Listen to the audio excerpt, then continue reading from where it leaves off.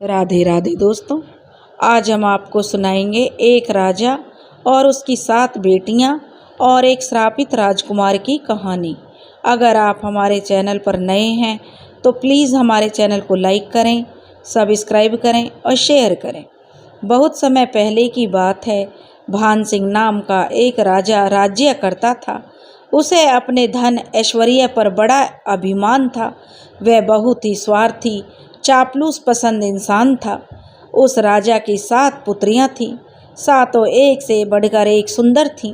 जहां उनकी राजा की 6 पुत्रियां एक नंबर की कामचोर, बददिमाग और चालाक थीं, वहीं उसकी सबसे छोटी पुत्री प्रेमलता बहुत ही बुद्धिमान, न्यायपसंद लड़की थी।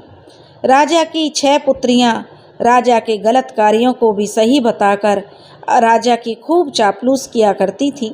लेकिन उसकी सबसे छोटी पुत्री उसके किसी भी गलत कार्य और अन्यायपूर्ण कार्य में अपनी भागीदारी देना उचित नहीं समझती थी, जिसकी वजह से राजा उससे नाखुश रहता था। एक दिन राजा अपनी 7 पुत्रियों को अपने पास उसने बुलाया और उनसे अजीब तरह के सवाल पूछने लगा। राजा ने कहा, बेटियों, मैं तुम सबसे पूछना चाहता हूँ। वैसे तो मैं तुम सबका जवाब जानता हूँ, फिर भी तुम सबके मुंह से सुनना मुझे अच्छा लगेगा। तुम सब ये बताओ कि तुम सब किसका खाती हो। सबसे पहले उसकी राजा की सबसे बड़ी पुत्री ने जवाब दिया कि पिताजी, इसमें तो कोई संदेह वाली बात नहीं है, हम तो आपका खाते हैं। राजा अपनी बड़ी पुत्री का जवाब सुनकर बहुत प्रसन्न हुआ। अब उसने अपनी दूसरी पुत्री और तीसरी पुत्री, ऐसे करके उसने अपनी 6 पुत्रियों से पूछा। राजा की 6 पुत्रियों ने अपने पिता को उसकी इच्छा अनुसार जवाब दिया, जिससे राजा बहुत खुश था। अब बारी उसकी 7वीं पुत्री की आई, जो कि सबसे छोटी थी। उसने अपनी बहनों की तरह जवाब न देकर अलग जवाब दिया। उसने कहा, पिताजी, आप मेरे जन्मदाता हैं, मैं आपका बहुत सम्मान करती हूँ। आपके लिए अपने प्राणों को भी दांव पर लगा सकती हूँ, परंतु असत्य नहीं कह सकती। यह सत्य है कि आपने मुझे जन्म दिया, इसमें कोई संदेह नहीं है कि मैं आपकी पुत्री हूँ। इन सब के बाद भी मैं यही मानती हूँ कि मैं आपका नहीं खाती। इस जीवन में मैंने जो कुछ भी पाया है वो अपने भाग्य का पाया है, इसलिए मेरा जवाब यही है, मैं आपका नहीं, अपने भाग्य का खाती हूँ। राजा को उससे ऐसे प्रश्न के उत्तर की अपेक्षा नहीं थी। राजा क्रोधित हो उठा। राजा ने कहा, अच्छा, तुम मेरा नहीं खाती, ठीक है, मैं मान लेता हूँ कि तुम अपने भाग्य का खाती हो, परंतु तुम्हें ये साबित करना पड़ेगा। मैं अगले 5 वर्षों के लिए तुम्हें अपनी पुत्री होने के अधिकार से वंचित करता हूँ।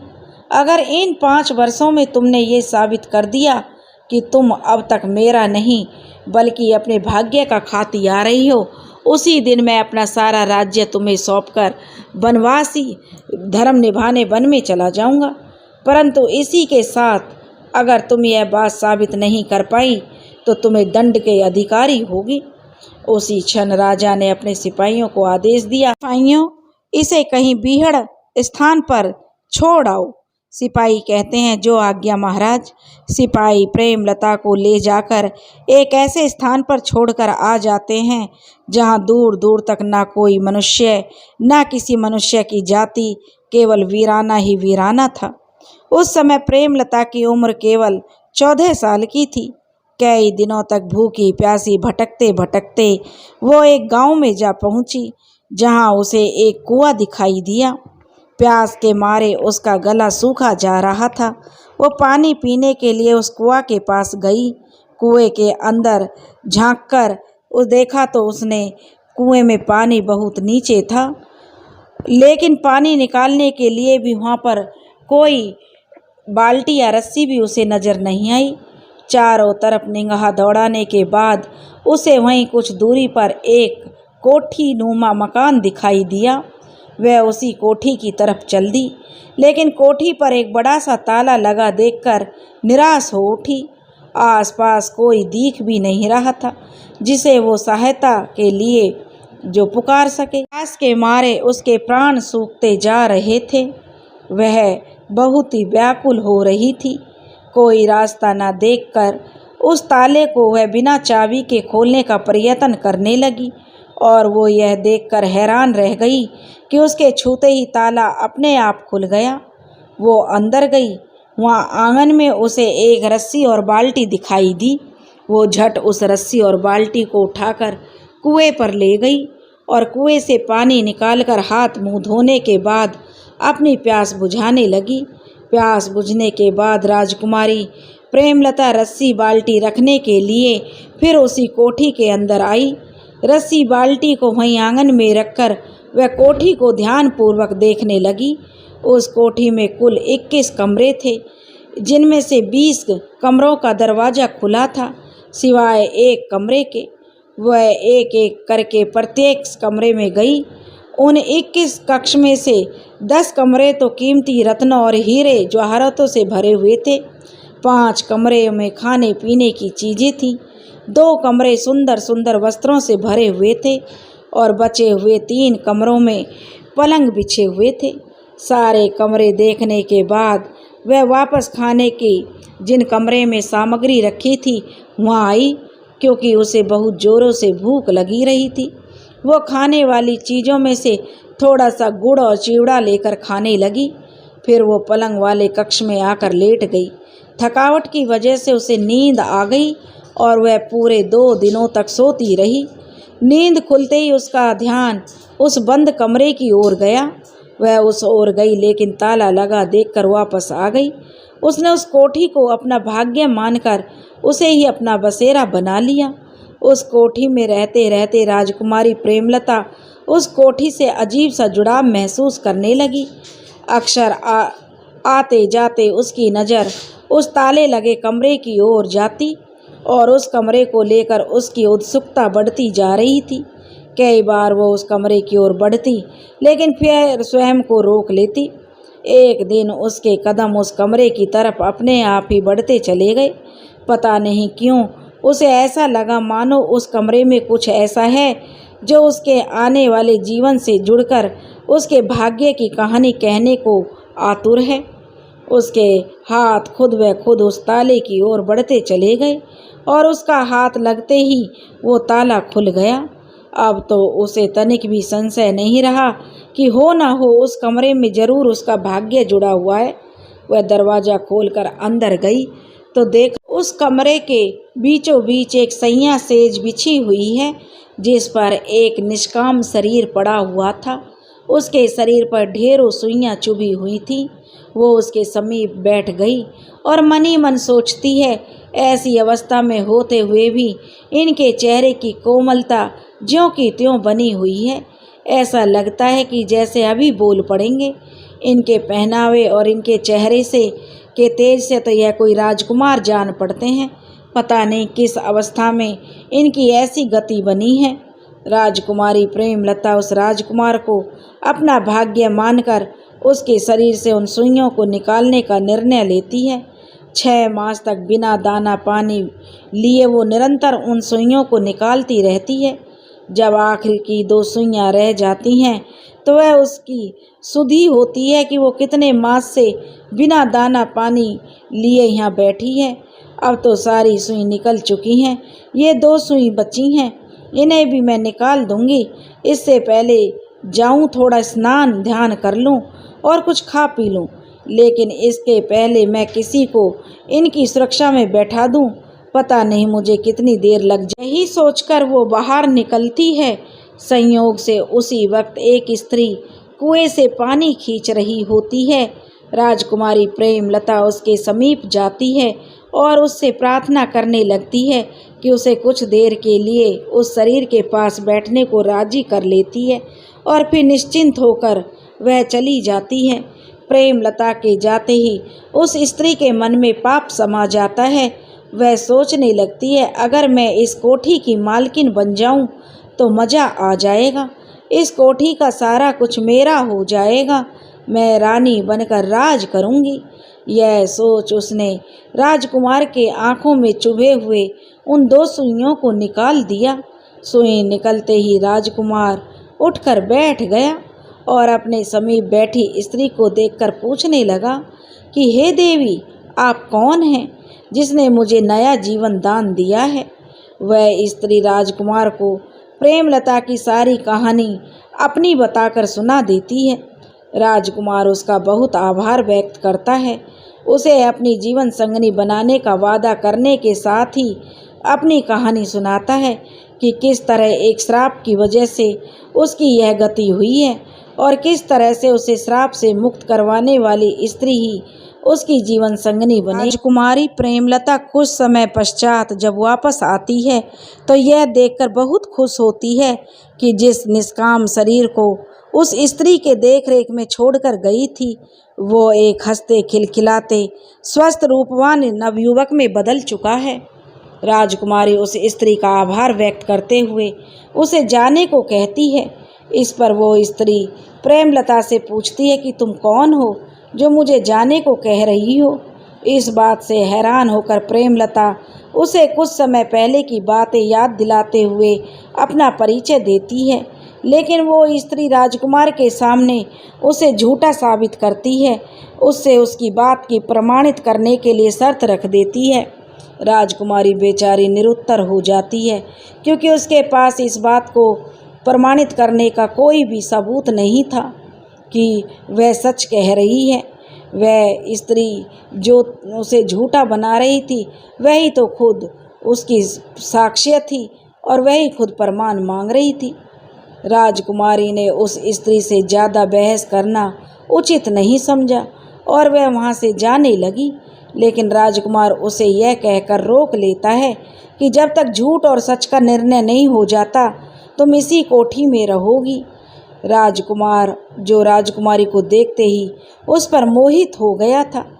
पता नहीं क्यों राजकुमारी की बातें उसे सच्ची लग रही थी, लेकिन कोई भी सबूत ना होने की वजह से वह उस स्त्री को पूरे तरीके से झुठला भी नहीं सकता था। राजकुमार असमंजस में पड़ा हुआ था कि वह क्या करे, कैसे सच और झूठ का निर्णय करे। इसी उधेड़-बुन में वह अपनी सारी रात गुजार देता है। कोई रास्ता सूझता न देख वो राजकुमारी से अकेले में मिलकर उससे बात करने का निर्णय लेता है। सुबह होते ही उसकी निगाहें राजकुमारी को ढूंढने लगती हैं, लेकिन राजकुमारी कहीं भी दिखाई नहीं दे रही थी।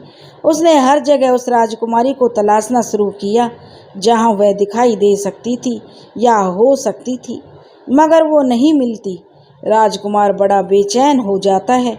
उसे इतने दिनों में राजकुमारी से एक आध्यात्मिक जुड़ाव सा हो जाता है और वह उसे अपना समझने लगता है। यह उस सोचकर उसे पश्चाताप होने लगता है कि उसने राजकुमारी से बातों को ना मानकर कोई गलती तो नहीं कर दी। वो विचार कर ही रहा था कि उसकी नज़र राजकुमारी पर पड़ती है जो बगीचे में फूल तोड़ने गई थी। राजकुमार उसे देखते ही इस कदर खुश हो जाता है जैसे उसकी कोई प्रिय वस्तु खोने के बाद उसे वापस मिल गई हो। वो उसे अपने मन की बात कहने ही जा रहा था कि वो दूसरी स्त्री फिर वहाँ आ जाती है और राजकुमार उसे देखकर चाहकर भी कुछ नहीं बोल पाता। इस बारे में राजकुमार ने मौका देख कई बार राजकुमारी से बात करने की कोशिश की, लेकिन हर बार वो स्त्री बीच में आ जाती, जिसकी वजह से राजकुमारी से बात करने में राजकुमार चूक जाता। एक दिन राजकुमार किसी काम से नगर जा रहा था तो राजकुमारी से वहाँ से कुछ लाने के लिए पूछने लगा। राजकुमारी यह कहकर मना कर देती है कि उसे किसी चीज़ की ज़रूरत नहीं है, परंतु राजकुमार के जिद करने पर वह उसे काठ की कठपुतली लाने के लिए कह देती है। राजकुमार यह सुनकर बहुत हंसता है कि कठपुतली और उसका वह क्या करेंगी। तब राजकुमार कहती है कि बस आप ले आइएगा। राजकुमार चला जाता है। कुछ दिनों के पश्चात वो वापस आने पर राजकुमारी के लिए कठपुतली लाना नहीं भूलता है। कठपुतली देखकर राजकुमारी बड़ी खुश हो जाती है। पहली बार राजकुमार ने उसे हंसते हुए देखा था। हंसते हुए उसका रूप और निखर गया था। राजकुमार तो उसे अपलक देखते ही जा रहा था और सोच रहा था कि कोई इससे भी ज़्यादा रूपवती भला कैसे हो सकती है। इधर वो स्त्री राजकुमारी के रूप से जलने लगी थी। उसे लग रहा था कहीं इसके रूप जाल में फंसकर राजकुमार को उसकी बातों पर यकीन ना हो जाए, फिर मेरा क्या होगा। रानी बनने का मेरा सारा ख्वाब धरा का धरा रह जाएगा। यही सोचकर वह औरत उसके खिलाफ राजकुमार के कान भरने लगती है और जल्द से जल्द राजकुमारी को वहाँ से निकालने की योजना बनाने लगती है। इधर राजकुमारी प्रेमलता जब खाली होती तभी अपनी कठपुतली से अपने दिल की बातें किया करती थी। एक दिन रात्रि के पहर में राजकुमार को राजकुमारी के कमरे से किसी के बोलने की आवाज़ें सुनाई पड़ी। राजकुमार बड़ा हैरत में पड़ गया। उत्सुकता में राजकुमार उस कक्ष के दरवाजे के पास कान लगाकर सुनने लगा तो राजकुमारी की आवाज़ जिसे वह सुन रहा था तो राजकुमारी की आवाज़ ही बोलने में आ रही थी, जो कठपुतली को अपनी और उस स्त्री की बातें बता रही थी। राजकुमार उसकी सारी बातें सुन लेता है, लेकिन वहाँ से बिना कुछ कहे और राजकुमारी को बिना कुछ जताए दरवाजे से ही वापस लौट जाता है। अब सच्चाई उसके सामने थी। उस धूर्त स्त्री की सच्चाई जानकर राजकुमार को उस पर बड़ा क्रोध आ रहा था। बहुत सोचने विचारने के बाद उसने उस धूर्त स्त्री को कठोर दंड देने का निर्णय लिया। दूसरे दिन राजकुमार एक बहुत गहरा कुआं खुदवाता है। कुआं खुदता देख के वह दूसरी स्त्री मन ही मन खुश होकर सोच रही थी कि उसने जो सलाह राजकुमार को राजकुमारी प्रेमलता को रास्ते से हटाने के लिए दी थी, वो सलाह राजकुमार अमल में ला रहा है। कुआं बहुत गहरा खुद चुका था। वह स्त्री बहुत प्रसन्न थी और कुएं के पास आती है।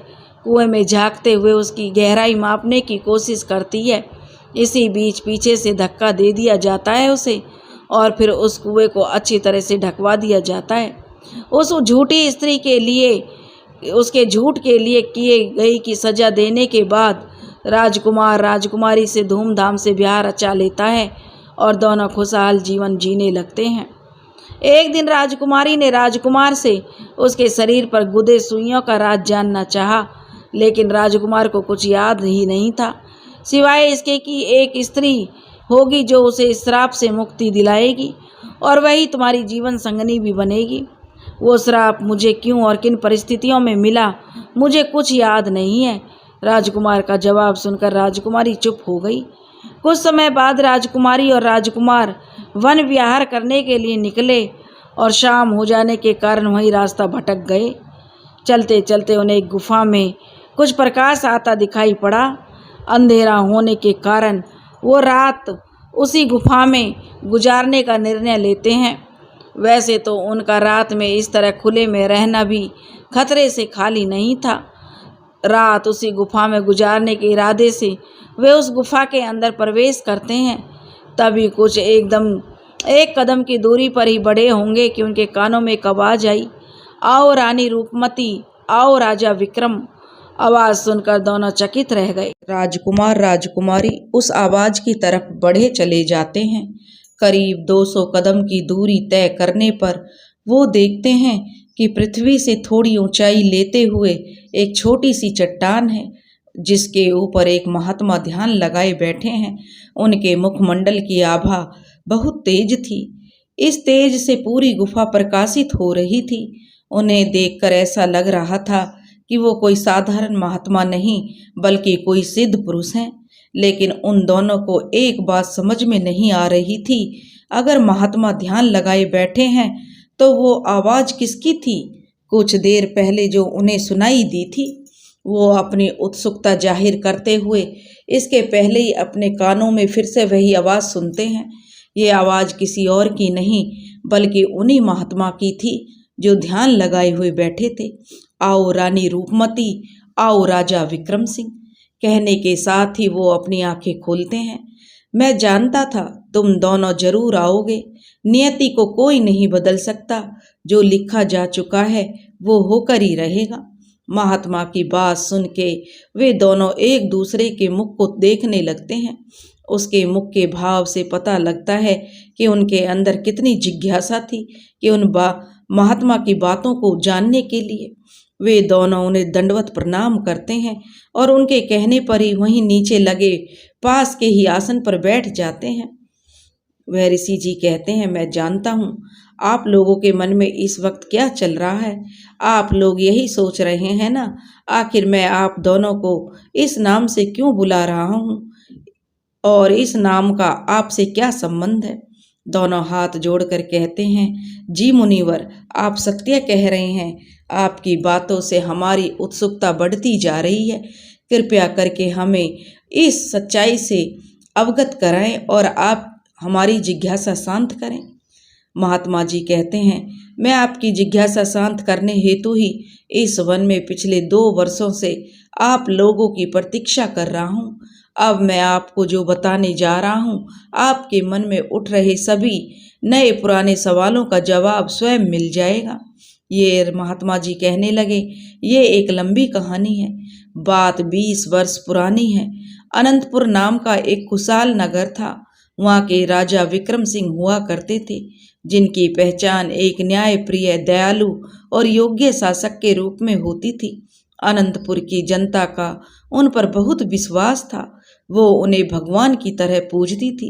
राजा अपनी प्रजा का ख्याल एक पिता की तरह रखते थे। उनका मानना था, प्रजा का दुख सुख राजा का दुख सुख होता है।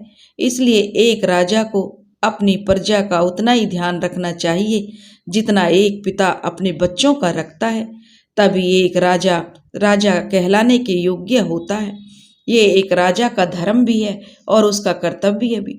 उस नगर में सभी एक खुशहाल जीवन बिता रहे थे, जिसकी वजह से उस नगर को राम नगरी भी कहा जाता था।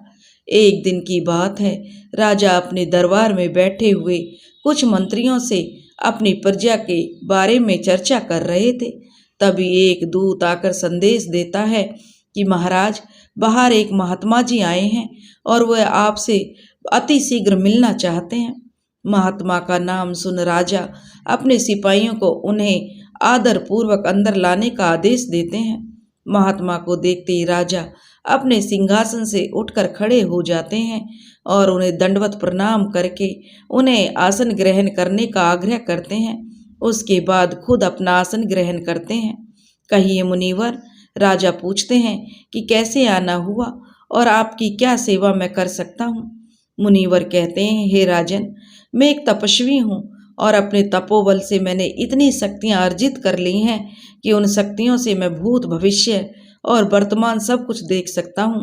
मैंने आपका और आपके इस नगर का बहुत नाम सुना है। निसंदेह आप एक अच्छे राजा और कुशल शासक हैं। इससे भी बढ़कर आप एक अच्छे इंसान हैं।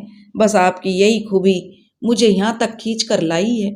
मैं आपको आगाह करने चला आया। राजा ने कहा, मुनिवर, मैं आपका मतलब नहीं समझ पाया। तब मुनिवर कहते हैं, हे राजन, इस नगर में बहुत जल्दी विपदा आने वाली है, जिससे कोई नहीं बच पाएगा, आप भी नहीं। राजा कहते हैं, कैसी विपत्ति मुनिवर? क्या आप विस्तार पूर्वक मुझे बता सकते हैं? तो मुनिवर कहते हैं कि राजन, अभी ये वक्त विस्तार पूर्वक चर्चा करने का नहीं है। ये वक्त उस विपत्ति से कैसे बचा जाए, इस बारे में सोचने का है। तो मुनिवर राजा कहते हैं, आप इतना कुछ जानते हैं तो उस विपत्ति से निपटने का भी उपाय जानते होंगे। कृपया करके मुझे उस उपाय को बताएं। मैं उस विपत्ति के आने से पहले ही उसका खात्मा कर देना चाहता हूँ।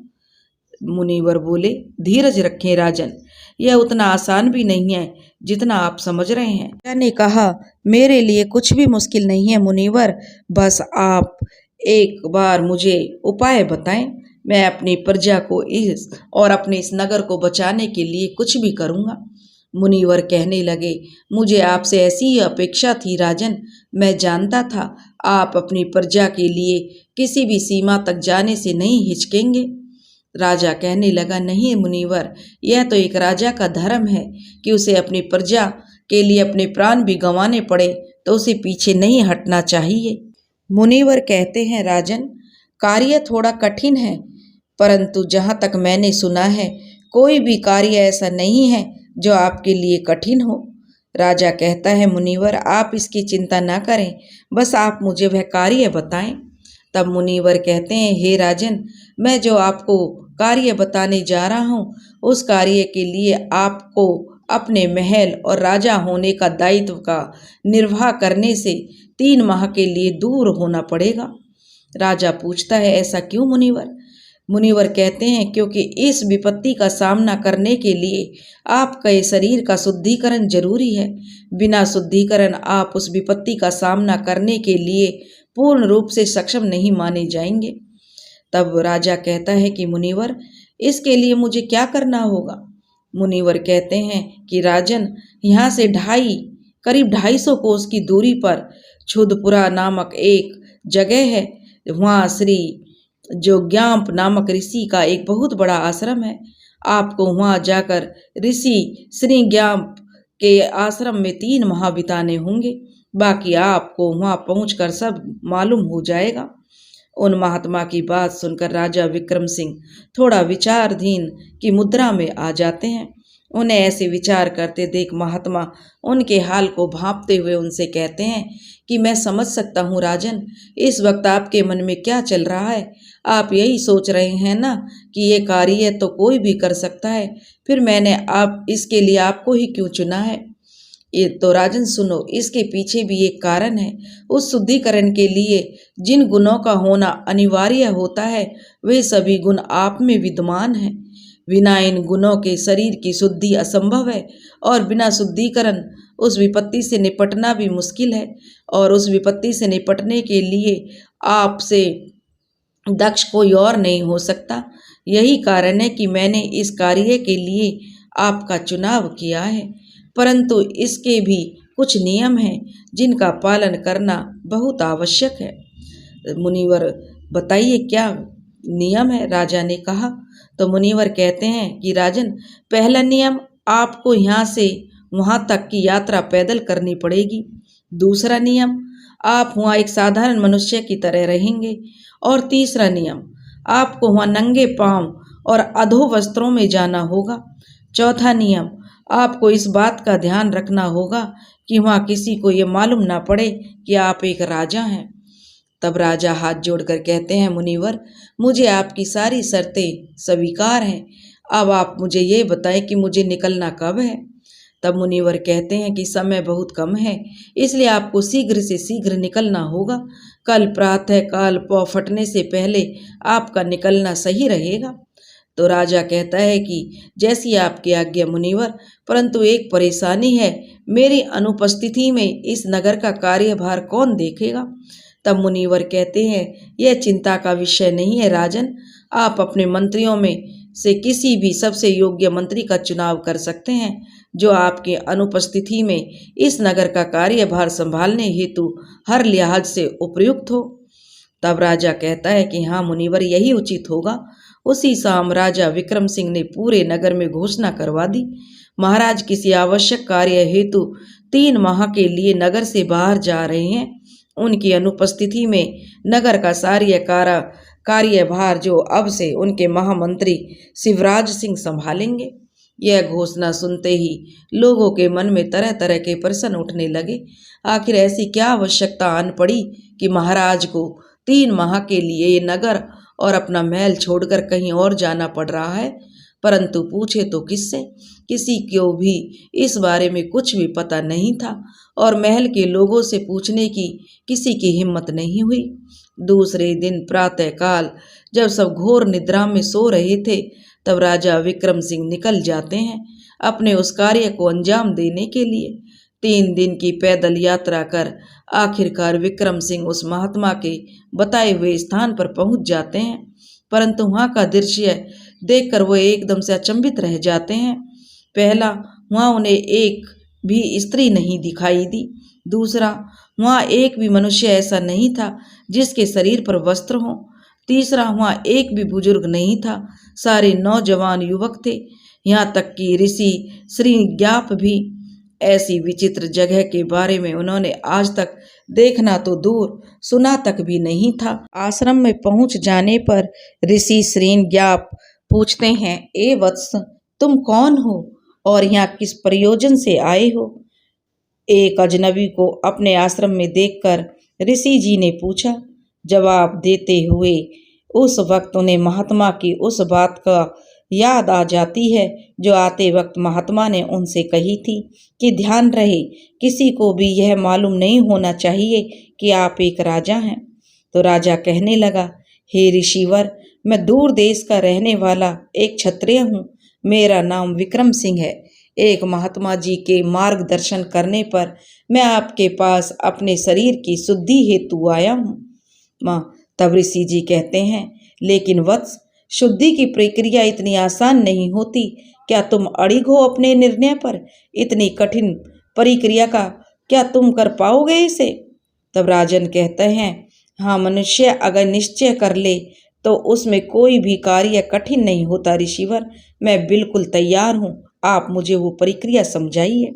ऋषि जी कहते हैं, ठीक है, अगर तुमने निश्चय कर लिया है तो अच्छी बात है, आओ मेरे साथ। ऋषि श्री ज्ञाप उन्हें एक गौशाला में लेकर जाते हैं और कहते हैं, आज की रात्रि तुम इस गौशाला में जाकर बिताओगे। कल से तुम्हारे शरीर की शुद्धि की प्रक्रिया शुरू होगी। श्री ग्राप ऋषि ने विक्रम से जो बताया तो विक्रम ने मान लिया और कहा, जो आज्ञा ऋषिवर। ऋषि जी तो चले गए। विक्रम उसी गौशाला में बने एक पत्थरनुमा चबूतरे पर बैठ गया। रात्रि का आधा पहर उनका जागते हुए बीत गया। आधे पहर के बाद 3 दिनों की पैदल यात्रा की थकावट उन्हें बेसुध करने लगती है, लेकिन उन्हें ऋषि जी की बात याद हो रहती है। रात्रि जो है जाग कर बितानी है। पलकों को संयम से बाहर जाता देख वे उठकर खड़े हो जाते हैं और समय व्यतीत करने के लिए उस गौशाला में बंधी गायों की गिनती करना शुरू कर देते हैं। उन्होंने 99 तक गिना। 100वीं गिनती की तरफ जाते जाते उनकी निगाह एक गाय पर आकर ठहर जाती है। वो गाय उनको बड़ी ही स्नेह दृष्टि से देख रही थी। ऐसा लग रहा था मानो उन्हें पहचान रही हो, उनसे कुछ कहना चाह रही हो। विक्रम सिंह ने भी जैसे ही उसके आंखों की भाषा को पढ़ लिया हो, वह उसके नजदीक जाते हैं और उसकी पीठ को सहलाते हुए उससे बातें करना शुरू कर देते हैं। और उन्हें देखकर यह आश्चर्य होता है कि वो गाय उनकी हर बात न केवल समझ रही थी बल्कि अपनी आंखों के द्वारा उनकी बातों पर प्रतिक्रिया भी दे रही थी। राजा सोच रहे थे, यहाँ के इंसान तो इंसान, गाय भी अद्भुत हैं। सुबह की पहली किरण के साथ राजा को ऋषि श्री ज्ञाप अपनी ओर आते दिखाई देते हैं। विक्रम सिंह उन्हें झुककर प्रणाम करते हैं और कहते हैं, ऋषि जी पूछते हैं कि वत्स, कैसी बीती तुम्हारी रात्रि? तब विक्रम सिंह कहता है कि बस इन गायों से बात करते करते रात्रि कब बीत गई पता ही नहीं चला। ऋषि जी कहते हैं, अच्छा, तो तुमने गायों से बात भी की? तब विक्रम सिंह कहता है, जी ऋषिवर। तो ऋषि जी पूछते हैं, तो क्या अनुभव किया तुमने? तब विक्रम सिंह कहने लगा, ऋषि जी, मैं आश्चर्यचकित हूँ कि इन्होंने न केवल मेरी बातों को समझा बल्कि मेरी हर बात पर अपनी प्रतिक्रिया भी दी। अद्भुत हैं ये। ऋषि जी हंसते हुए कहते हैं, अच्छा लगा जानकर कि तुमने इनकी क्रियाकलापों पर इतनी बारीकी से ध्यान दिया। तुम पहली परीक्षा में पास हो गए हो। परीक्षा? विक्रम सिंह ने पूछा, कैसी परीक्षा ऋषिवर? ऋषि जी कहते हैं, तुम्हारी धैर्य, तुम्हारे संयम की परीक्षा। मेरे पास जो भी आता है शुद्धिकरण के लिए, पहले मैं उसका निरीक्षण करता हूँ। अगर वे मेरे निरीक्षण में खरे उतरते हैं तो ही मैं उन्हें अपने आश्रम में पनाह देता हूँ। यह प्रक्रिया इतनी जटिल होती है कि इसे पूरा करना एक साधारण मनुष्य की बात नहीं होती। इस प्रक्रिया को करने के लिए व्यक्ति में कुछ विशेष गुणों की आवश्यकता होती है और वो गुण तुम में हैं। जब तुमने मुझे बताया कि तुम दूर देश से आए हो तो मैंने सबसे पहले मेरी निगाह तुम्हारे पैरों पर गई। तुम्हारे पैरों को देखते ही मैं समझ गया कि तुम पैदल यात्रा करके आए हो। मैं जानता था कि तुम इतनी दूर का यात्रा करके थक गए होंगे, तुम्हें इस समय विश्राम की आवश्यकता होगी, लेकिन ये जानते हुए भी मैंने तुम्हें इस गौशाला में रात्रि बिताने को कहा और साथ में शर्त भी रख दी कि तुम रात्रि जाग कर बिताओगे। और अंत में तुमने मेरी बातों का मान रखते हुए मेरे विश्वास को सार्थक किया। तुमने पूरी रात न केवल जागकर बिताई वरना इन बेजुबान गायों से बात कर इनकी मनोस्थिति को भी समझा। इससे यह प्रमाणित होता है कि तुम केवल संयमी, धैर्यवान और परिश्रमी हो। अपितु एक विशाल हृदय और सम्मोहन व्यक्तित्व के स्वामी भी हो। मेरी इन गायों में एक गुण यह है कि ये सब की बातों पर अपनी प्रतिक्रिया नहीं देती हैं। जरूर तुमने उनमें अपने व्यक्तित्व से सम्मोहित किया होगा, तभी ऐसा हुआ है। अब तुम शुद्धिकरण की प्रक्रिया के लिए पूर्ण रूप से तैयार हो। एक बात और, इस प्रक्रिया के कुछ नियम कायदे हैं जिनको जानकर उनका पालन करना तुम्हारे लिए नितांत जरूरी है। मैंने तुम्हें उन नियमों और गुणों के बारे में बताऊंगा। इससे पहले तुम जाकर स्नान ध्यान करके कुछ जलपान ग्रहण कर लो। इतना कहकर ऋषि श्री ज्ञाप वहां से चले जाते हैं। ऋषि जी विक्रम को नियमों के बारे में बताते हुए कहते हैं, वत्स, जैसा मैंने तुमसे कहा था, अब वो समय है कि मैं वो सारे नियम तुम्हें बताऊं। पहले तो मैं तुम्हें इस आश्रम में रहने के कुछ नियमों और कायदों को समझा दूं, जिससे कि तुम उन पर भली भांति अमल कर सको। पहला नियम यहाँ का ये है कि जैसे और लोगों को तुम देख रहे हो, अब वे तुम्हें वैसे ही रहना होगा। मेरा मतलब यह है कि यहाँ के जो वस्त्र नियम को लेकर है, और यहाँ का वस्त्र नियम यही है कि शरीर पर एक भी वस्त्र का नहीं होना। और दूसरा नियम यह है कि तुम्हें जल से स्नान करने से पहले अपने शरीर को मिट्टी का लेप लगाना होगा। और तीसरा नियम यह है, भोजन में केवल कच्चे भोजन का प्रयोग ही करना होगा, और उस भोजन का इंतजाम भी तुम्हें स्वयं करना होगा। और हाँ, एक बात और, यहाँ रहने के दौरान तुम्हारे मन में गलती से भी किसी स्त्री का विचार नहीं आना चाहिए, वरना उस शुद्धिकरण का प्रभाव खत्म हो जाएगा। अब उस शुद्धिकरण की क्रिया के कुछ और नियम मैं तुम्हें बताता हूँ। ये 5 प्रकार के नियम हैं। पहला, मिट्टी योग साधना। इस साधना में तुम शरीर को मिट्टी से पूरी तरह ढक दिया जाएगा, जिसमें तुम्हें अपनी श्वास को तब तक रोके रखना होगा जब तक तुम उस मिट्टी के भीतर रहोगे। दूसरा है पशु सेवा साधना। इस साधना से तुम्हें पशुओं में सबसे पवित्र पशु गौ माता की पूजा करनी होगी और उसकी सेवा करनी होगी। और तीसरा नियम है सूर्य साधना। इस साधना में तुम्हें एक पैर पर खड़े होकर सूर्य भगवान की आराधना करनी होगी। और चौथी साधना यह है कि इस साधना में तुम्हें मेरे द्वारा बोले गए कुछ खास तरह के मंत्रोच्चारण के साथ अग्नि की पूजा करनी होगी।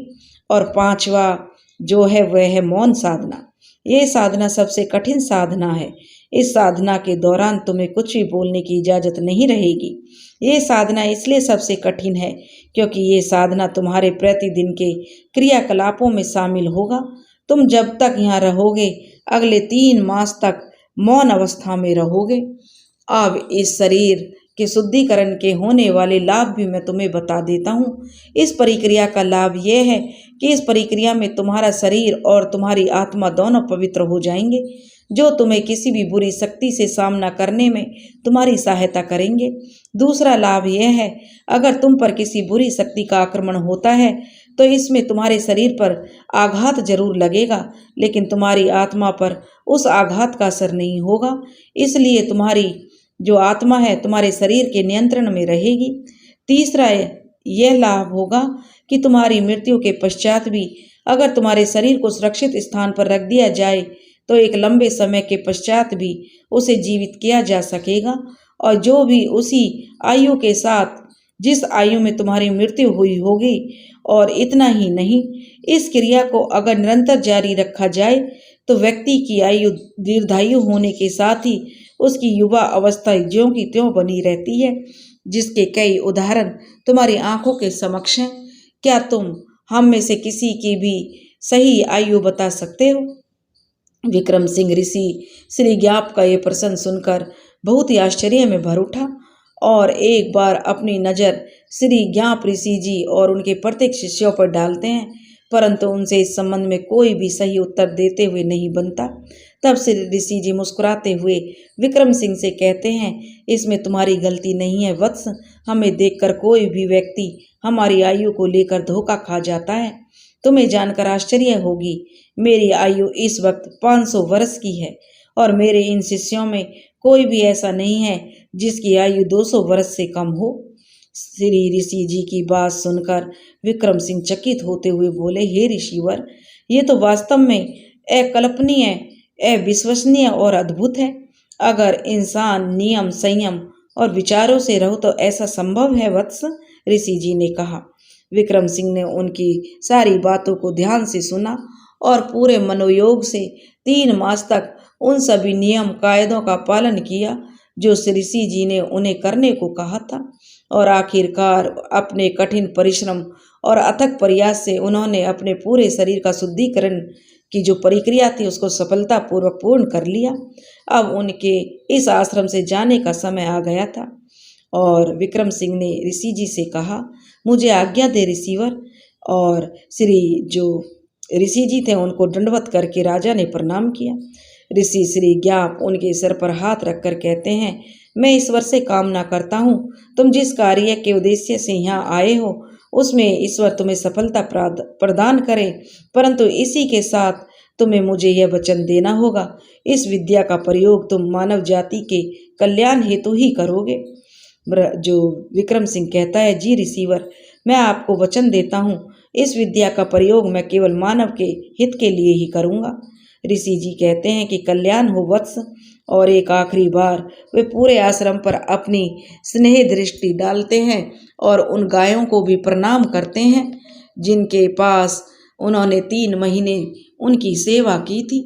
उन शिष्यों को प्रणाम करते हैं जिनके साथ वे इतने दिन रहे। इस आश्रम की मिट्टी को प्रणाम करते हैं, इतने मास तक जहाँ का जल और भोजन उन्होंने ग्रहण किया।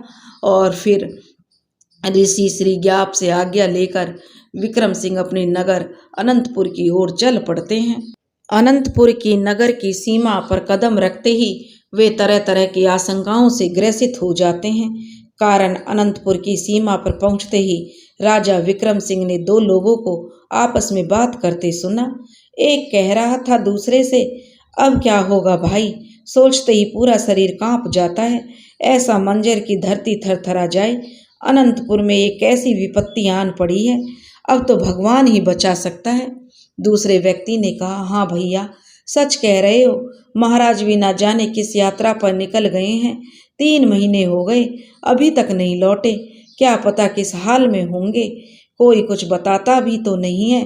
अगर आज महाराज यहाँ होते तो वो अपनी प्रजा पर तनिक भी आँच ना आने देते। ये किस विपत्ति की बात कर रहे हैं, कहीं ये वही विपत्ति तो नहीं जिनके बारे में उन महात्मा ने मुझे 3 महीने पहले बताया था। आशंकित मन से राजा विक्रम सिंह महल की ओर कदम तो बढ़ा रहे थे, लेकिन इसी के साथ अपने नगर की रक्षा की व्यग्रता उनके चेहरे पर साफ दिखाई दे रही थी। कुछ ही कदम की दूरी तय करने पर उन्हें एक जगह पर भीड़ इकट्ठा दिखाई दी। इतनी भीड़ क्यों है यहाँ, और ये क्या कर रहे हैं? इस घर के भीतर ये कैसा कोलाहल मचा है, मुझे पता लगाना होगा। जिज्ञासा बस कुछ क्षण के लिए उनके कदम भी वहीं जड़वत हो गए। ध्यान लगाने पर उन्होंने जो कुछ भी सुना और सुनकर उनका हृदय जो चित्कार कर उठा। अंदर से एक स्त्री के जोर जोर से रोने के साथ ही किसी को कोसने की आवाजें आ रही थी। हाय नाश हो उस पिशाच का कि जिसने मेरे फूल से बच्चे की जान ले ली, मेरा बच्चा। और वह रोने लगी, कोई वापस ले आओ मेरे बच्चे को, मैं उसके बगैर जीवित नहीं रह पाऊंगी। विक्रम सिंह समझ नहीं पा रहे थे कि उनके नगर में ये सब क्या हो रहा है। पूछने पर इन सब का उत्तर उन्हें वहाँ भी मिल सकता था, लेकिन उन्होंने वहाँ पूछना उचित नहीं समझा, कारण वो अपने बारे में किसी को कुछ बताना नहीं चाहते थे। उत्तेजना में उनके कदम और तेज हो गए। वे जल्दी जल्दी इन सब के प्रश्नों का उत्तर जानने अपने महल में पहुंच जाना चाहते थे। उन्होंने महल में पहुंचते पहुंचते आधी रात हो चली थी। वो तेजी से महल के मुख्य द्वार की तरफ बढ़ रहे थे कि इतनी रात गई किसी अपरिचित को महल की तरफ आता देखकर वहाँ पहरेदार जो सिपाही थे उन्होंने जो सतर्क हो गए, और बड़ी दाढ़ी, बड़े बाल और अपने विचित्र वेशभूषा की वजह से वे सिपाही विक्रम सिंह को पहचान नहीं पा रहे थे। जैसे ही वे थोड़ा और नजदीक आए, कुछ सिपाहियों ने संशय जाहिर करते हुए उन्हें चारों तरफ से घेर लिया। उनमें से एक ने पूछा, कौन हो तुम और इतनी रात गए हमारे महल में क्या करने आए हो? क्या तुमको पता नहीं कि यह हमारे महाप्रतापी राजा विक्रम सिंह का राज्य है। सच सच बताओ तुम कौन हो और यहाँ किस उद्देश्य से आए हो? अगर तुम यहाँ गलत मंसूबे लेकर दाखिल हुए होंगे तो तुम दंड के अधिकारी होंगे। उन सिपाहियों के पूछे गए प्रश्नों का कोई उत्तर विक्रम सिंह देते कि इससे पहले ही उनमें से एक सिपाही ने उन्हें पहचानते हुए आश्चर्य में भरकर कहा, अरे यह तो अपने महाराज हैं। उसके बोलते ही सारे सिपाही उत्सुकता से भरकर विक्रम सिंह की ओर ध्यान से देखने लगते हैं। अरे सच में ये तो हमारे महाराज ही हैं। सच्चाई जानते ही वे लोग अपने ही महाराज को न पहचान पाने के लिए और अपने गलत किए गए व्यवहार के लिए उनसे दया याचना करने लगते हैं। क्षमा करो महाराज, क्षमा करो, आपको पहचानने में हमने बड़ी भूल कर दी, हमारे इस अपराध को क्षमा कर दीजिए। राजा कहने लगे, इसमें क्षमा मांगने वाली ऐसी कोई बात नहीं है। इन सब में आपकी कोई गलती नहीं है। गलती तो मेरे इस वेशभूषा की है जिसे देखकर कोई भी धोखा खा जा सकता है। आपने बहुत गलत नहीं किया, आपने कुछ भी गलत नहीं किया। आप लोग तो केवल अपने कर्तव्य का पालन कर रहे थे। ये देखकर मुझे बहुत प्रसन्नता हुई कि मेरी अनुपस्थिति में भी आप लोग अपना कार्य पूरी ईमानदारी से कर रहे हैं। आप लोग क्षमा के नहीं बल्कि पुरस्कार के हकदार हैं। कल दरबार में मैं आप सबको आपकी इस ईमानदारी के लिए तुम सबको पुरस्कृत करना चाहूँगा। विक्रम सिंह को 3 महीने पश्चात वापस लौटा देखकर सिपाहियों को बहुत खुशी होती है। उनमें से 2 सिपाही दौड़ते हुए महल के अंदर जाते हैं और विक्रम सिंह के आने की सूचना राजमाता को सुनाते हैं। उनके आने की खबर सुनकर राजमाता सहित अन्य मंत्रीगण भी उनके स्वागत के लिए मुख्य द्वार पर आ जाते हैं। हर्षित मन से राजमाता द्वारा उनकी आरती उतारी जाती है और फिर फूलों से वर्षा करके जयकारे के साथ वो राजमहल के अंदर प्रवेश करते हैं। विक्रम सिंह के आते समय रास्ते में जो कुछ भी अनुभव उन्होंने किया था उसकी सच्चाई जानने को लेकर वे अधीर थे, लेकिन रात्रि अधिक हो जाने की वजह से वो इस वक्त इस बारे में किसी को कुछ भी पूछना उचित नहीं समझ रहे थे। कुछ क्षण बाद राजमाता ने कुशल क्षेम करने के पश्चात वो विश्राम करने के इरादे से अपने शयन कक्ष में आ गए। यात्रा से थके होने के बावजूद उनकी नज़रों से नींद दूर थी। बार बार एक ही दृश्य उनकी आंखों के सामने से होकर गुजर रहा था और वो दृश्य था उस स्त्री का जिसका करुण रुदन ने विक्रम सिंह को विचलित कर दिया था, जिसका ममतत्व चीख चीख कर उनसे अपने बच्चे को बचाने की गुहार लगा रहा था। उसके बच्चे को किसने मारा होगा? वो किसकी बात कर रही थी कि इतनी निर्दयता से कोई किसी की जान भला क्यों लेगा? ये क्या रहस्य है? राजा विक्रम की समझ में कुछ नहीं आ रहा था। अधिक थकावट की वजह से विचारते विचारते उन्हें कब नींद आ गई उनको खुद भी पता नहीं चला। दूसरे दिन सुबह महल में शंखनाद की आवाज़ प्रजा में कौतूहलता का विषय बन गई। लोग आपस में बातें करने लगे, ये शंखनाद कैसा है? महल में कैसी और किस बात की खुशियां मनाई जा रही हैं? यहाँ प्रजा त्राही त्राही कर रही है और मंत्री शिवराज सिंह प्रजा के हित में कोई सरोकार उनको नहीं है। सही कह रहे हो काका, दूसरे व्यक्ति ने कहा। इस वक्त ऐसी स्थिति में अगर हमारे महाराज यहाँ होते तो अब तक हम अपनी प्रजा के लिए अवश्य ही कुछ न कुछ कर चुके होते। यह बात समझ से परे है कि ऐसा क्या आवश्यक कार्य आन पड़ा कि महाराज को इतने मास के लिए अपने ही नगर से दूर जाना पड़ा। इसके पहले तो कभी ऐसा नहीं हुआ था। दूसरा व्यक्ति कहने लगा, हाँ भैया, विचार करने वाली बात तो है। अब देखो ना, इधर महाराज का जाना और इधर अनंतपुर के वासियों पर विपत्तियों का पहाड़ टूटना। जैसे विपत्ति भी महाराज के निकलने की राह देख रही थी। कितना विचित्र है ये सब। वो सब आपस में बातें कर ही रहे थे कि सुनो सुनो की आवाज़ ने सबका ध्यान अपनी ओर केंद्रित कर लिया। ढोल नगाड़े की आवाज़ के साथ ही यह उद्घोष प्रजा की उत्सुकता को बढ़ा रहा था। उद्घोष में महाराज के वापस लौटने का समाचार निश्चय ही प्रजा के लिए खुशी का विषय था। इतने महीने पश्चात विक्रम सिंह के अपने नगर लौटने की खुशी के साथ आज की संध्या बेला पर राजमाता की ओर से सारे अनंतपुर वासियों के लिए महल में भोजन पर आमंत्रित होने की घोषणा करवाई गई थी। राजा को जो थाल लगाने के बाद ही महल के मंत्रीगण सहित सारी प्रजा को भोजन परोस दिया गया। अपने महाराज के भोजन का पहला निवाला लेने के पश्चात सारे लोग भोजन करना शुरू कर देते हैं। उस स्वादिष्ट भोजन का आनंद ले ही रहे होते हैं, तभी उन्हें भूकंप के झटके का एहसास होता है। सारी धरती हिलती सी प्रतीत होने लगती है। कुछ क्षण तो ऐसा लगा मानो अभी धरती फट जाएगी और सब के सब उसमें समा जाएंगे। यह दृश्य देख राजा विक्रम सिंह भी अचंभित थे। उन्हें समझ में नहीं आ रहा था यह सब क्या हो रहा है। अचानक से पृथ्वी पर ऐसी थरथराहट, वो विचार कर ही रहे थे, तभी उन्होंने महसूस किया कि कुछ तो ऐसा है जिसका अंदेशा होते ही वहां उपस्थित सारी प्रजा के साथ महल के अन्य लोगों में भी एक अजीब सा डर समा गया। इसे लेकर वो कोई आश्चर्य प्रकट करते, इससे पहले ही वहां उन्होंने कुछ ऐसा आभास किया जो कि अप्रत्याशित था।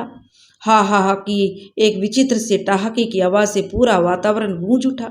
कौन है यह जो इतनी विचित्र हंसी हंस रहा है?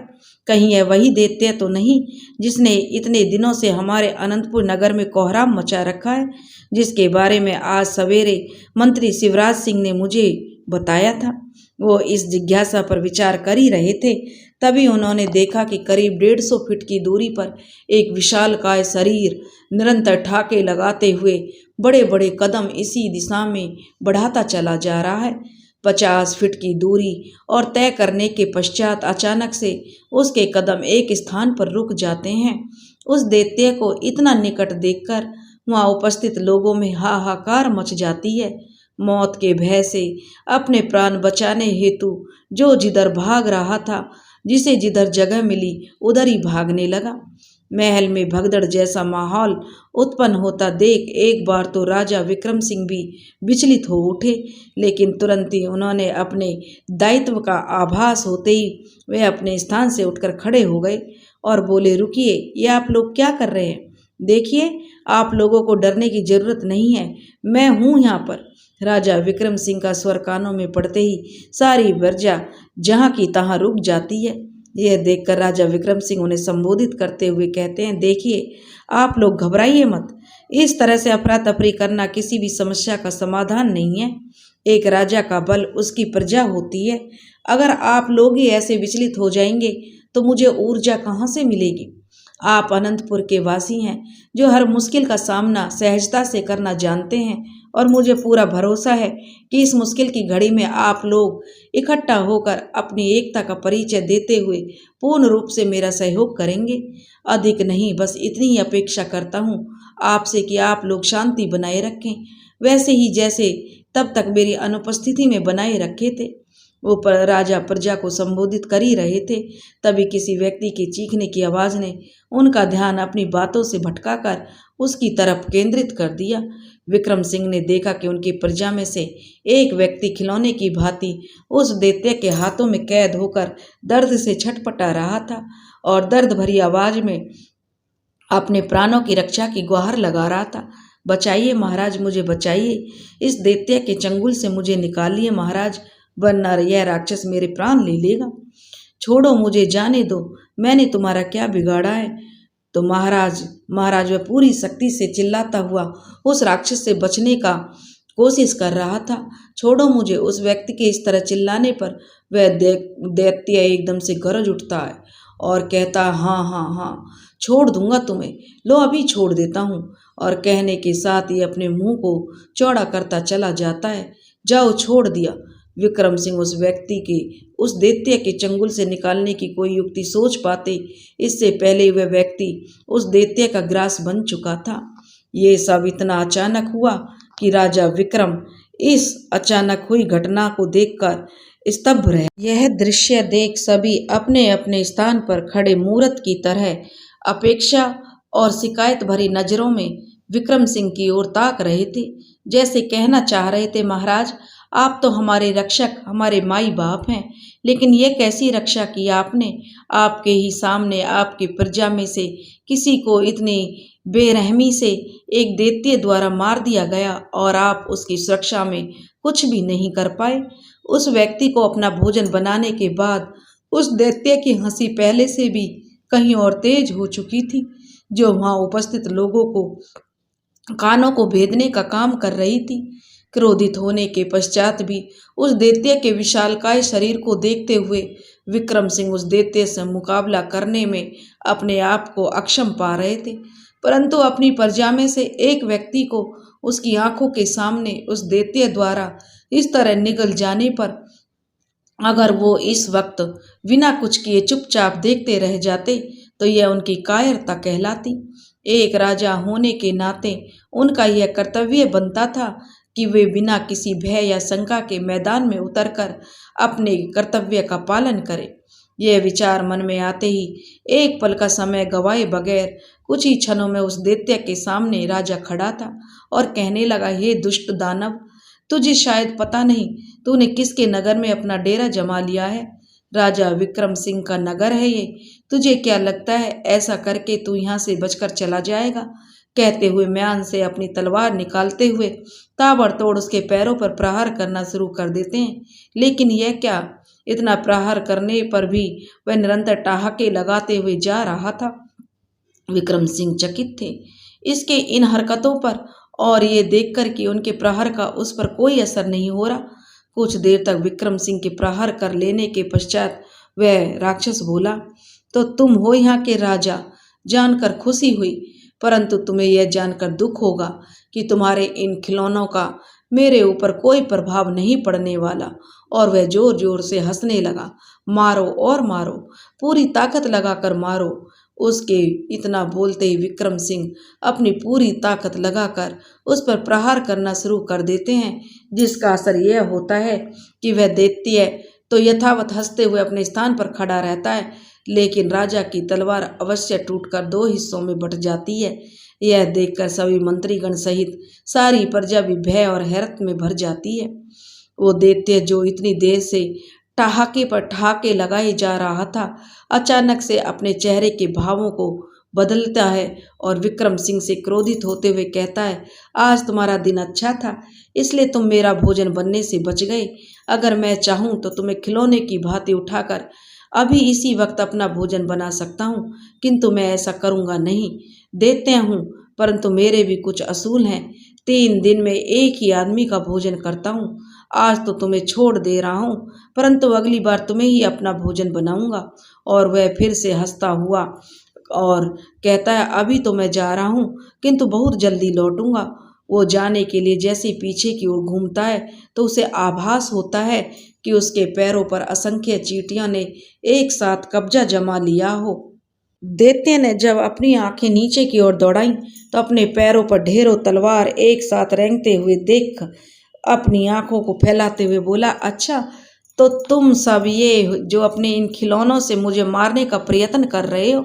उस दैत्य ने ठहाके लगाते हुए उन पर प्रहार कर रहे सैनिक बलों से उनका परिहास उड़ाने वाले अंदाज में कहा, चलो तुम भी अपनी मनसा पूरी कर लो, परंतु क्या तुम्हें लगता है कि तुम अपने इन छोटे छोटे खिलौनों से मुझे मार पाओगे? और वह ठहाके लगाते हुए कहता है, तुम नहा की अपनी शक्तियां व्यर्थ करने में लगे हो, जाओ जाकर थोड़ा विश्राम कर लो, थक गए होंगे इतनी देर से मेहनत जो कर रहे हो।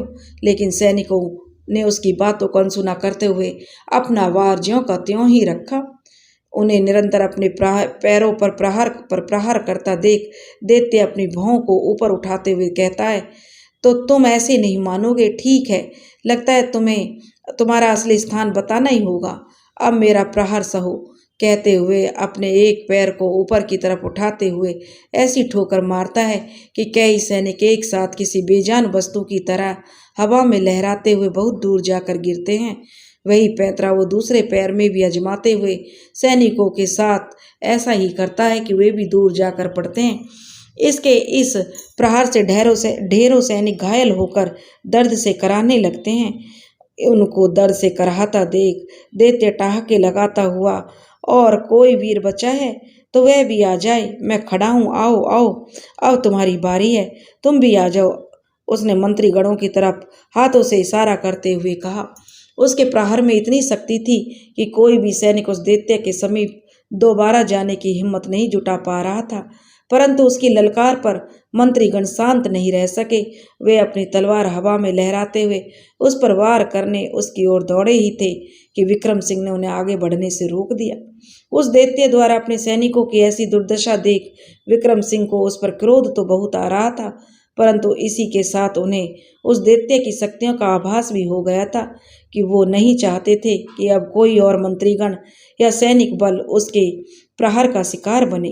वो समझ चुके थे कि इसे शारीरिक शक्तियों द्वारा पराजित करना संभव है। इसे मारने के लिए कुछ और युक्ति लगानी पड़ेगी। उस युक्ति को समझने के लिए उन्हें कुछ वक्त चाहिए था। इसलिए उन्होंने दैत्य को चेतावनी देते हुए लहजे में कहा, ए दुष्ट, अब की बार तो तू यहाँ से वापस जिंदा जा रहा है, परंतु याद रखना, अगली बार तू मेरे हाथों से बच नहीं पाएगा। और जो राक्षस होता है वह ठहाका लगाता हुआ हंसता हुआ कहता है, अच्छा, कौन मारेगा मुझे? तुम मारोगे मुझे? मैं भी तो सुनूं। 3 दिन पश्चात तुम्हारे हाथ ऐसा कौन सा चिराग लगने वाला है जिससे तुम्हारे अंदर इतनी शक्ति आ जाएगी कि तुम्हारे हाथों में मारा जाऊंगा। मुझे दैत्य सुकासुर कहते हैं। मुझे कोई नहीं मार सकता, कोई भी नहीं, स्वयं यमदूत भी नहीं। और वह जोर जोर से हंसने लगता है। मेरी मृत्यु एक ऐसा रहस्य है जिस तक किसी का भी पहुंच पाना असंभव है, और जो इस असंभव को संभव करने की कोशिश करेगा उसका अंत होना तो निश्चित होगा। अभी तो मैं जा रहा हूँ, परंतु बहुत जल्द वापस लौटूंगा। मेरा भोजन तैयार रखना। और वह ठहाके लगाते हुए इस तरह चला जाता है और पीछे की ओर मुड़ता है और अपने लंबे लंबे पैर उल्टी दिशा की ओर बढ़ा देता है। आज जो कुछ भी हुआ उससे राजा विक्रम सिंह बहुत परेशान थे। उन्हें समझ में नहीं आ रहा था कि उस दैत्य ने किस रहस्य की बात की और वो क्या चाहता है। वो इस तरह से अनंतपुर वासियों को अपना भोजन क्यों बना रहा था? क्या इसके पीछे कोई विशेष कारण था या फिर उसका उद्देश्य केवल अपनी भूख शांत करना था? कारण जो भी हो, परंतु ऐसा नहीं होना चाहिए। अगर जल्दी इसका उपाय नहीं किया गया तो वो दैत्य हमारे पूरे अनंतपुर वासियों को ही अपना ग्रास बना लेगा। वैसे ही आज जो कुछ भी हुआ, इससे उस दैत्य का मन और बढ़ जाएगा। रात्रि का दूसरा पहर खत्म होने को था, परंतु विक्रम सिंह को आंखों में नींद रत्ती भर भी नहीं थी। अपना घेरा नहीं डाल पाई थी। वह खूब सोने की कोशिश कर रहा था, लेकिन बेचैनी में उसे नींद नहीं आ रही थी। वो रात भर इसी उधेड़-बुन में लगे रहे कि उस दैत्य से पीछा कैसे छुड़ाया जाए, कैसे अपने अनंतपुर को उसके आक्रमण से बचाया जाए। दूसरे दिन दोपहर का वक्त था। विक्रम सिंह मंत्रियों के साथ कल की हुई घटना पर चिंता जाहिर करते हुए उसके समाधान पर विचार विमर्श कर रहे थे। तभी एक दूत अंदर आकर विक्रम सिंह को सूचित करता है कि बाहर मुनिवर ज्ञानार्मण जी पधारे हैं। मुनिमन ज्ञानार्मण के आने की सूचना पाते ही विक्रम सिंह हर्ष से भर उठे। उनके आने की सूचना पाना और अनंतपुर के लिए एक शुभ संकेत था, जो निश्चय ही अनंतपुर के हित में था। सूचना प्राप्त होते ही वो उत्साहित भाव से उन्हें लेने बाहर जाते हैं और दोनों हाथ जोड़कर कहते हैं, मुनिवर प्रणाम, मैं आपकी ही राह तक रहा था। आओ, भाग्य हमारे कि आपके चरण जो स्पर्श करने का सौभाग्य हमें पुनः प्राप्त हुआ। मुनिवर ने कहा, विजयी भव राजन। आइए मुनिवर, भीतर आइए। वो मुनि जी को सम्मान के साथ भीतर लेकर जाते हैं और उनसे आसन ग्रहण करने का अनुरोध करके स्वयं अपना आसन ग्रहण करते हैं। महात्मा जी कहते हैं, विक्रम सिंह के मुख पर अपने अनंतपुर की सुरक्षा को लेकर चिंता की लकीरें साफ तौर पर महसूस कर सकते थे। उन्होंने विक्रम सिंह से इस बारे में अपनी राय जानने को कहा। उनका चिंतित होना जायज है राजन, मैं समझ सकता हूँ इस वक्त अनंतपुर की सुरक्षा को लेकर आपके मन में क्या चल रहा है, परंतु ये वक्त चिंता करने का नहीं है, अपितु सामना करने का है। अब वो समय आ गया है राजन, जब मैं आपको इससे संबंधित सारी परिस्थितियों से अवगत कराऊं। आपने सच कहा था मुनिवर, राजा ने कहा। हमारे अनंतपुर नगर में एक ऐसी विपत्ति ने अपना डेरा जमा लिया है जिसका निवारण केवल आप ही कर सकते हैं। मुनिवर कहने लगा, मैं जानता हूँ राजन, और यह भी जानता हूँ कि उससे छुटकारा पाने के लिए आपको मेरे मार्गदर्शन की आवश्यकता है। इसीलिए तो आया हूँ मैं यहाँ पर। आप चिंतित ना हो, बस एक चीज़ का ध्यान रखें कि वो ये कि अगर मुश्किलें आती हैं तो अपने साथ उनका निदान भी लेकर आती हैं, और कभी कभी उस निदान तक पहुँचने का मार्ग बहुत कठिन हो जाता है, परंतु अगर वह कठिन भरा मार्ग किसी समस्या का समाधान है तो बिना हिचके उस पथ की ओर कदम बढ़ा लेने में ही समझदारी होती है। राजा कहता है, मुनिवर, मैं आपके कहने का तात्पर्य नहीं समझा। कृपया करके मुझे खुलकर बताइए, आप कैसी समस्या की बातें कर रहे हैं। राजन, मुनिवर ने कहा, अब जो मैं बताने जा रहा हूँ उसे ध्यानपूर्वक सुने। वो सरकासुर नामक का दैत्य है जो इस समय अनंतपुर के लिए विपत्ति का कारण बना हुआ है, वो वास्तव में दैत्य नहीं है। राजन चौंक कर कहते हैं, ये क्या कह रहे हैं मुनिवर आप? हम सब ने स्वयं अपनी आंखों से उसे मानव भक्षण करते हुए देखा है, और एक असुर प्रवृत्ति का दानव भी ऐसा भोजन पचा सकता है। विक्रम सिंह ने हैरत भरे भाव से अपनी बात कही। तब मुनिवर ने कहा, हाँ राजन, आपने सत्य कहा। आपने मेरे कहने का तात्पर्य यह है कि वो दैत्य कभी एक मानव हुआ करता था। एक श्राप की वजह से वह इस प्रवृत्ति में पहुंचा।